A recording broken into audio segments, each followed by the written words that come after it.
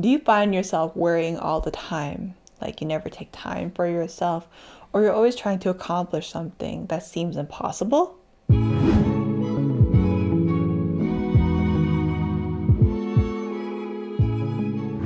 Hey guys, welcome back to my channel. This week's video is about how to break your inner critic's voice. And if you're a new viewer, I want to let you know this channel is all about you. This channel is dedicated to all those who want to transform their lives by healing their self-sabotage and abandonment past. So, negative self-talk is very common and so unhelpful. If we believe everything we think about ourselves, we can get stuck in a very unkind and often untrue pattern of thinking, like a cycle. And to avoid this scenario, you can equip yourself with the right tools to deal with these thoughts more effectively. So here are the top 3 ways to stop yourself when you have these negative thoughts.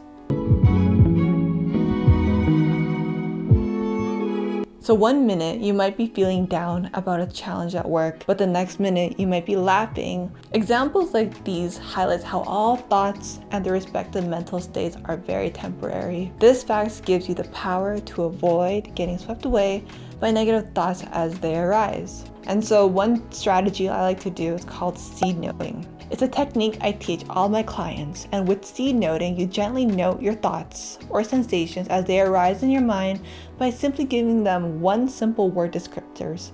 For example, warm, tense, anger, abandonment. Noting what arises in your mind gives them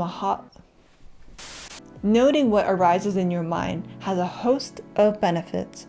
It helps you stay present and see the contents of your consciousness more clearly. And this creates space between you and the thoughts you experience, which gives you more power to act with intention. So, how do you put seed noting into action? Number 1, observe what arises in your mind, whether it's a thought or a sensation. Number 2, note the thought with gentle curiosity, giving it a one-word descriptor, so maybe like abandonment or fear. Number 3, let it pass by. Resist the urge to latch on the thought or feeling. In time, it will fade as the predominant sensation goes away. Remember, you're not pinning the thought down or pushing it away. Instead, you're lightly acknowledging its presence so you can let it pass by. Remember, everyone experiences recurring thoughts that create dissatisfaction at some point in time. Often, these are should thoughts, I would say. For example, the world should be different. I should act this way. Why isn't my significant partner acting the way I want to? Thoughts like these are very persistent. It can feel like your mind is a broken record, coming back to the stressful thought over and over again. Believing your thoughts often leads to suffering, right? This means that suffering is optional because your thoughts aren't always true. You can choose not to get swept away by your thoughts. Is it true? As we addressed previously, most thoughts are just stories. They aren't universal truths of the world. And this question forces you to consider that reality in a specific content. When we aren't aware of our thoughts, we assume that all of these stories that we tell ourselves inside our heads are true. But here, I want you to see this thought in a third-person perspective and really ask yourself, is this thought benefiting you at this moment? Because most of the time, we have this circling thought that keeps us sane and safe. So I want you to ask yourself, what is this thought really trying to serve? And if it's serving a purpose right now.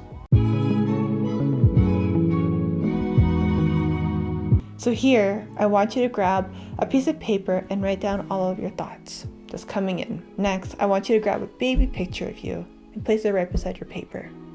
And once you have all of those thoughts down, I want you to say those exact same words from your paper to baby you. And really visualize what you're saying to them and see the impact of your words. Now, can you really say those inner critic words, like those negative self-talk words, to baby you? Most of the time, no, because this will literally make a child cry. But guess what? You're making yourself cry inside because that baby you is already in you. And that's when the disconnect and disassociation happens. Your intuition weakens because you've been belittling baby you all this time and you haven't felt it because abandonment. You abandoned yourself. We abandoned ourselves so long ago that we feel like it's okay to say these things to ourselves because we're so used to it. We're so used to having this constant thought. It became our song title. But when you're able to catch this and you're able to rekindle that bond with baby you, this is where integrity, self-confidence, boundaries, independence all come effortlessly.